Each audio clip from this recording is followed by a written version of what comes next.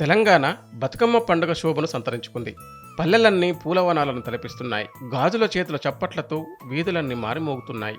హరివిల్లు నేలపై పరుచుకుందా అన్నట్లు చౌరస్తాలన్నీ మురిసిపోతున్నాయి.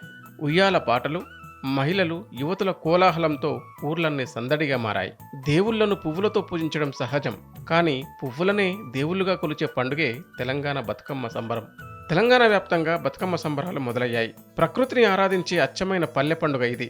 అందుకే ప్రకృతి ఒడిలో నుంచి వికసించిన తీరొక్క పూలతో బతుకమ్మ తయారు చేస్తారు. ఇప్పటికే పువ్వులను బతుకమ్మగా పేర్చి ఆటపాటలతో మహిళామణులు సందడి చేస్తున్నారు. చిన్నారుల నుంచి పండు ముసలి వరకు అందరూ బతుకమ్మ ఆటల్లో కాలు కదుపుతున్నారు. సంప్రదాయ నృత్యాలతో ఆనందంగా పండుగను ఆస్వాదిస్తున్నారు. ఈ 9 రోజుల పాటు ఊరు వాడ పూలవనాలుగా మారి పులకరించనున్నాయి. రోజు ఒక్కో పేరుతో బతుకమ్మను పేర్చుతూ ఒక్కో రకమైన నైవేద్యం సమర్పిస్తారు. 9 రోజులు సమర్పించే నైవేద్యాలలో మొక్కజొన్నలు, జొన్నలు, సజ్జలు, మినుములు, శనగలు, పెసర్లు, పల్లీలు, నువ్వులు, గోధుమలు, బియ్యం, కాజు, బెల్లం, పాలు ఉపయోగిస్తారు. తొలి రోజు ఎంగిలిపూల బతుకమ్మకు సంబంధించిన మరింత సమాచారం వరంగల్ నుంచి మా ప్రతినిధి పెద్దీష్ అందిస్తారు. తెలంగాణ ఆడపడుచులంతా ఎప్పుడెప్పుడా అని ఎదురు చూసే బతుకమ్మ ఉత్సవాలు రానే వచ్చాయి. ఆడపడుచులంతా ఎంగిలి పూల బతుకమ్మ వేడుకలకు సిద్ధమయ్యారు.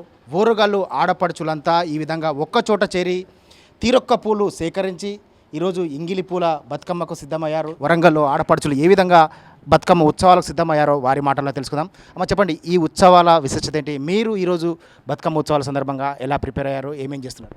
ఈరోజు ఎంగిల్ పూల బతుకమ్మ అంటే మొదటి రోజు బతుకమ్మని చేస్తున్నాము. వందల దశాబ్దాల నుండి మనకి ఇది పండుగ ఉంది.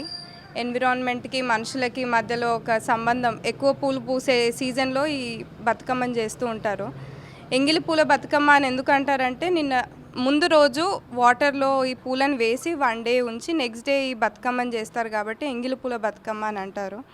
9 రోజులు బతుకమ్మకి 9 పేర్లు ఉన్నాయి.